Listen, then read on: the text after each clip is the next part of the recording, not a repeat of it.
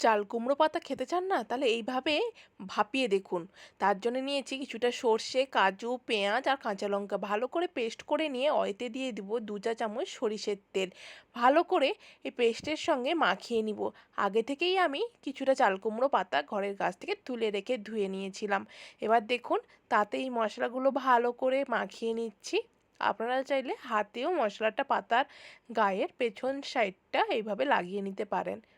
পেছন দিকেই লাগালে পাতার ডিজাইনটা খুবই ভালো থাকে। এইভাবে দেখুন ওপর প্রান্ত থেকে পাতা এনে মিডিল পয়েন্টে জুড়তে হবে এবং নিচ থেকে যেই প্রসেসে আমি করছি ওই প্রসেসেই কাজটা করবেন, দেখবেন কত ইজিলি পাতা মোড়া হয়ে গেছে। এবং কড়াইতে অল্প একটু তেল দিয়ে আমি কিছুটা পাতা দিয়ে দিয়েছি, বা এপিট ওপিট করে ভেজে তুললেই একেবারে রেডি হয়ে গেল গরম গরম চাল কুমড়ো পাতার ভাপা। তো এইভাবেই তৈরি করুন চাল কুমড়ো পাতার ভাপা। ধন্যবাদ।